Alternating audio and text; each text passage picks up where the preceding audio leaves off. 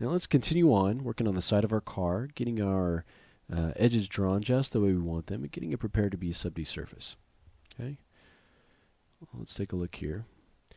Now this is where we left off. Now I want to make sure that you get an exposure kind of to the troubleshooting that's going to happen when you build your own model. You're going to go through this and you're going to be drawing your edges, and edges aren't going to be where you want them, and you really need to be able to take a look at what you need to do and be able to know how to do it. Okay, so if we look at this, and I go ahead and smooth this guy out and say, well, I guess that looks okay, but it's not really what we want. We want this edge to go all the way to meet up with this guy. And right now it's getting kind of cut off here, and there's this kind of bulge here. And you don't have to accept that, okay? So I undo out of that. You need to look at the reason why that's happening and use some of these Maya polygon tools to fix it, okay? So right now it's happening because we've got this edge underneath this ridge going out here and meeting up, and it's all kind of merging together. So we need to kind of separate things out a little bit. So the first thing we might want to do to try using our split polygon tool is just to grab this, start at this edge, and let's, instead of cutting it off right here, let's actually draw it and continue it on right here. Okay, and then when you do that, you need to grab that original edge, and let's see where it ends up, and we'll just delete that. And want to get rid of that.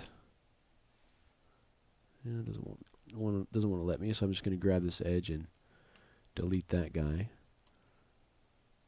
And let's look at that. So now let's continue this edge. If we just move this out a little bit along our normal, along the U and V here. And now I'm just going to continue that by drawing a line right out there. Okay, it looks a lot cleaner in poly. Now let's see how that looks when we subdivide it. You see the difference there? It looks a lot better. It didn't take that long. Just doing a little troubleshooting enabled us to kind of see what the problem was and get it fixed. Okay. Same thing goes for down here. I know I told you before we had these edges kind of hanging out, and I showed you how to do it on the top. I didn't want to make you feel like I was doing anything behind the scenes as much, so I'll show you a little bit different way of fixing this guy down here. So we have these edges ending up right at this point right here, and we're getting kind of the same problem. All the geometry is kind of flowing into this spot, and we want to kind of spread things out a little bit. So one of the things we can do at this point, we can actually take this, because this edge is kind of fading off, we can actually take this, and if we draw using a split polygon tool, I'm just going to take this corner right here. Instead of ending up right here, I'm going to move it up here. Okay, and this is going to add a little bit of extra geometry going on the side, but it's going to help us get a little bit cleaner result in here. And now I'll just get rid of this edge right here. Delete that edge. And now we have two edges. Looks like we've got two edges there. So if we want to, we can go ahead and add a couple edges there and just connect those up. Again, it's just looking at the way your geometry is, and if it's not working for you, figure out a way to create the sort of edge flow that you want. This is one of the advantages of working in polys, as we said before, as opposed to NURBS, which is a little bit more of a technical with all the rebuilding and stuff. And this, you can just kind of delete edges and redraw them and get them exactly the way that you want them. Okay, I think I'd like to, while I'm down here, add another edge loop right here. And now we're just kind of cleaning things up a bit. Let's go ahead and delete our history here, and see how we're looking. It's looking a lot cleaner down there. We're getting some nice tight edges. Nice tight edges up around here. I've pulled in a couple of points right here to create a little bit of detail right there.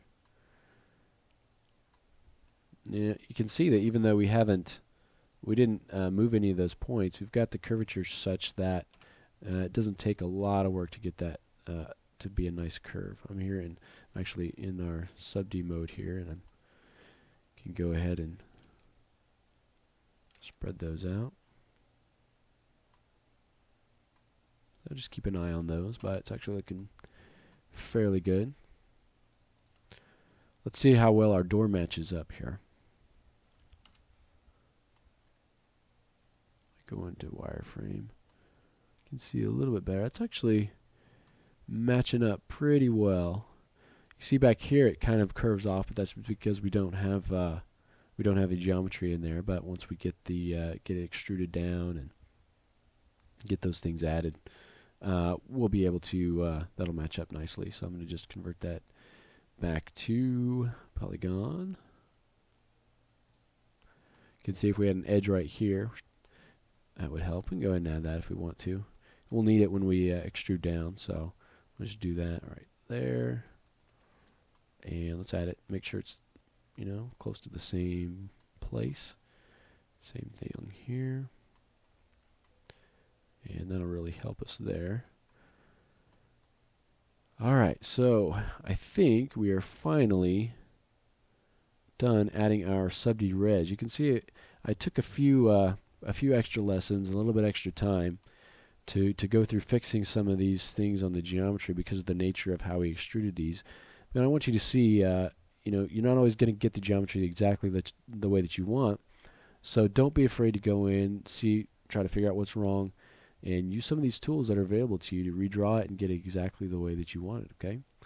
All right, so in the next lesson, I believe we're actually going to go in and start pulling in extrude in the parts of the bottom and the sides of the body here to give it some thickness, okay? So it's kind of starting to come together. We'll keep working on this in the next lesson.